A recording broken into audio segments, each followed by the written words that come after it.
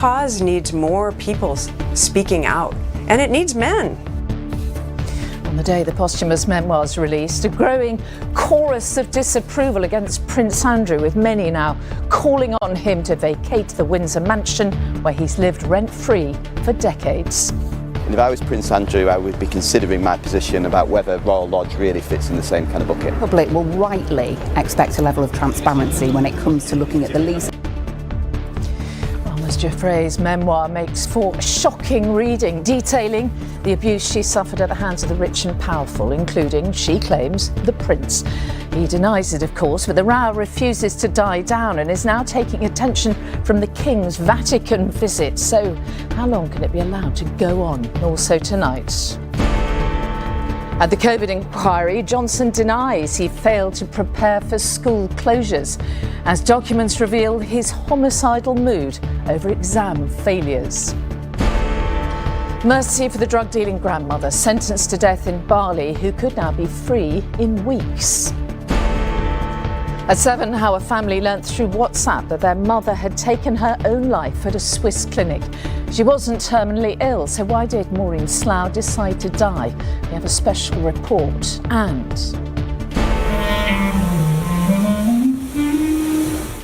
the patient who played her clarinet throughout brain surgery for Parkinson's. I'm really pleased that it was louder and stronger and my fingers were moving faster. I think I was quite pessimistic at first, not really believing I had a future.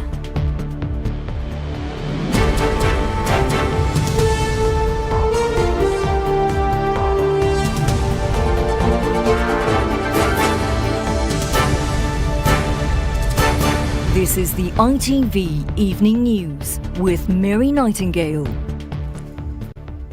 Good evening. The author of Virginia Giuffre's book has told ITV News she hopes King Charles reads it and then speaks out about abuse.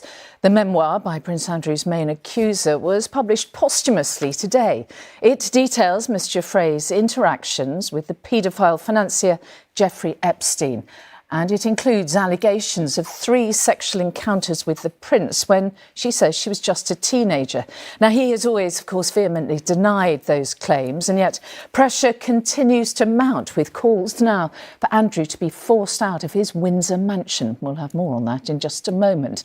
And we'll also get reaction from our royal editor Chris Shipp, who's in Rome tonight as the King's state visit to the Vatican risks being overshadowed. First, though, ghostwriter Amy Wallace has been speaking to our correspondent, Robert Moore. First of all, I just want to say thank you all for turning out and putting... Virginia Giuffre is the woman who became the voice and the face of the Epstein survivors. I was recruited at a very young age. She took her own life earlier this year. But her posthumously published book is a devastating look at the sex trafficking rings that abused her, especially the one led by Jeffrey Epstein and his partner in crime, Ghislaine Maxwell. I wrote a preface to the book. Virginia Giuffre's collaborator on the book told ITV News there must now be accountability. I think, one of the things that Virginia really hoped for, it's the reason that she wrote the book, is that she would help other survivors of sexual abuse, not just Epstein and Maxwell survivors, but anyone, male or female, who's been coerced into a sexual situation that they didn't want. And her hope was to say to those people, I see you, I am you, and I understand the shame you feel. According to Virginia Giuffre, one of her abusers was Prince Andrew, a claim he strongly denies. She also accused many other men of assault over a number of years. I've worked with her for 4 years. She told me everything she could remember about her life and what she cared about and who she was with and where she was. The thing she always said to me about her memory was, I may not remember particular dates, times, days of the week, but I remember, as you would, if there's a man on top of you raping you and his face is 6 inches from your own, you remember that face. And Amy Wallace says the King has a role to play as well. And would you want King Charles to read this book and react to this book? Are you hoping that he's among your readers? My sense of King Charles is he's always been a very decent man. I'd be thrilled if you'd read it. This cause needs more people speaking out, and it needs men speaking out, not just women. The King of England would be a prime example. He would be a prominent man saying, this is an outrage. You know, he has granddaughters. There is also the question of the late Queen's role in funding the settlement between Andrew and Giuffre. I don't think Virginia had any bad feelings about the Queen. She did have bad feelings about the royal family in general, putting pressure at different times to try to keep her either silenced or make her credibility look bad. And I won't stop fighting. I will never be silenced. And for Virginia Giuffre and her collaborator, there is an overwhelming need for investigations to continue. In the absence of Virginia being here, it's important that we all, and I'm not alone, her family is speaking out as well, that Prince Andrew is just one of many. This book is not about Prince Andrew. This is about a system, about men who are powerful and wealthy hurting young girls.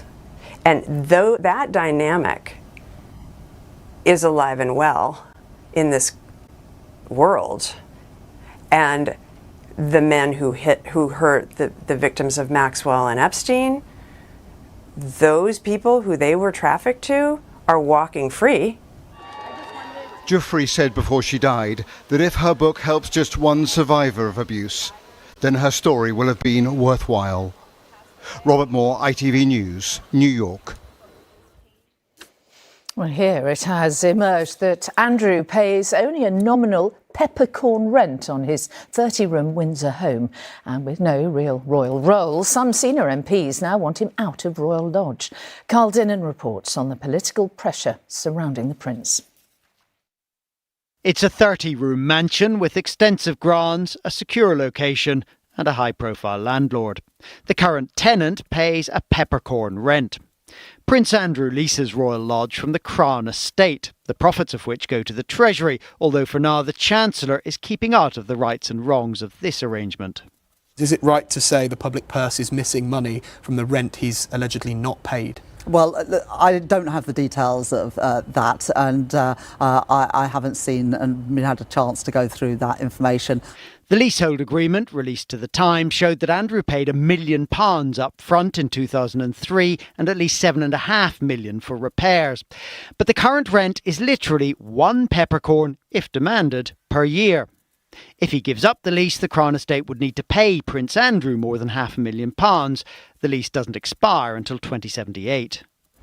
Royal matters are not normally discussed in Parliament, but MPs are now asking questions. I think the public will rightly expect a level of transparency when it comes to looking at the lease and comes to looking at how Prince Andrew has been able to live the life of a prince at the taxpayer's expense when he's embarrassed the King and when his behaviour has gone completely contrary to British values. I think it's really important that either the Public Accounts Committee or another committee in Parliament takes a much closer look at Royal Lodge. Just as a point of principle, should Andrew be in Royal Lodge at all? I think Prince Andrew needs to take a long, hard look at that question and ask himself, I'm not performing any royal duties, should I be living in Royal Lodge? I think a lot of people, including my constituents, including those who are fierce supporters of the royal family, would be thinking, probably not. And even Prince Andrew's local MP says it's time to think about downsizing. What I would say gently to Prince Andrew is that, you know, the royal family have been good enough to acknowledge that the situation with his titles is not tenable and to not use them. And if I was Prince Andrew, I would be considering my position about whether Royal Lodge really fits in the same kind of bucket. Persuading Prince Andrew to give up Royal Lodge, or if it came to it, his titles, would be the preferred method for the palace and the government, as there are risks in putting any of this to Parliament. There are some parliamentarians in both houses who for a long time have wanted to open up all sorts of questions. It would be a big call, I think, for the government to say, it's now, we're taking this from being a matter led by the royal family to now the government leading on this issue. So for now, the tenancy of Royal Lodge remains between Prince Andrew and his neighbour up in Windsor Castle. Carl Dinnan, ITV News, Westminster. Well, our royal editor Chris Shipp is in Vatican City for us this evening. And Chris, an historic visit there for the King tomorrow. The palace, of course, would have hoped that this would have gone well away by now, wouldn't they? Yes, you're right, Mary. When they announced this on Friday evening, in fact, we broke the story on this very programme on Friday night. I think they would have thought by now it would have run out of road. Perhaps it would have bled into Saturday, Sunday, but really by Monday, Tuesday, the news agenda would have moved on. It simply hasn't, and that's for a number of reasons. Firstly, on Sunday, there was this report of an email that Prince Andrew had apparently written suggesting that he was going to ask his police bodyguard to look into his accuser, Virginia Giuffre. And then, as we've been hearing, yesterday it was mostly about his dukedom, but today, Mary, a lot of politicians are talking not just about the title, but about where he lives, and that is becoming a problem for the palace. So the King and Queen are flying into Rome tomorrow. On Thursday, they've got a very, very important meeting with the Pope, the new Pope here in the Sistine Chapel. In fact, just to tell you, it'll be the first time in 500 years that the leader of the Church of England and the leader of the Roman Catholic Church will pray together. But obviously now these two stories are coming too close to call for the palace. Well, Chris, back to Prince Andrew and where he lives. He has, we're told, an ironclad lease on Royal Lodge, doesn't he? What would it actually take to make him leave? Well, I mean, it's difficult to see. I mean, just briefly, I've been looking at this contract all day. He's got 75 years on it. The only people he can give the lease to is his widow or his two daughters. It looks pretty ironclad to me. And the King might be able to pressurise him, to turf him out. He's turned off all of his financial taps. But it looks like Andrew did a deal back in 2003 that looks pretty safe to me. And it'll be very difficult to get him out other than, extreme pressure from public opinion. All right. Chris Shipp in Vatican City, thank you. And there is much more online, including our full interview with Amy Wallace. Find that on ITVX or the ITV News YouTube page. Plus, on our website, there is a guide to all the book's key claims and the mystery behind Prince Andrew's finances. But in the meantime, moving on, Boris Johnson was back at the COVID inquiry today. It is looking at the pandemic's impact on young people. The former Prime Minister said that children had paid a huge price to protect the rest of society when schools closed in early 2020. Messages also revealed his homicidal mood over that summer's exams fiasco. Our political correspondent Romilly Weeks reports. I thought I wasn't going to see my friends again. These children at Minster Junior School were only in year one during the first lockdown, but the impact is still vivid. It was actually a very hard time for me to cope with. Maybe when you're at home, you might not have a place to actually study properly, because maybe you're on the living room table and you're watching the teachers teach. I couldn't really go outside, and that's a big thing you miss when you're young children. We couldn't have class discussions or have break time and play with our friends. Did you miss your teachers during that time? 100%. Appearing at the COVID inquiry for a second time, Boris Johnson, who was ultimately responsible for the decision to close schools, had plenty of regrets. I had a personal horror, as I've said, of closing schools. I thought it was a nightmare thing to do. Children who were not particularly vulnerable to COVID, were paying a huge price to protect the rest of society. Schools first closed in March 2020. From June, they reopened in phases, but GCSEs and A-levels were still cancelled that summer. Then in January 2021, schools shut again and exams were abandoned for another year, replaced with a system of predicted grades that Boris Johnson admitted failed kids.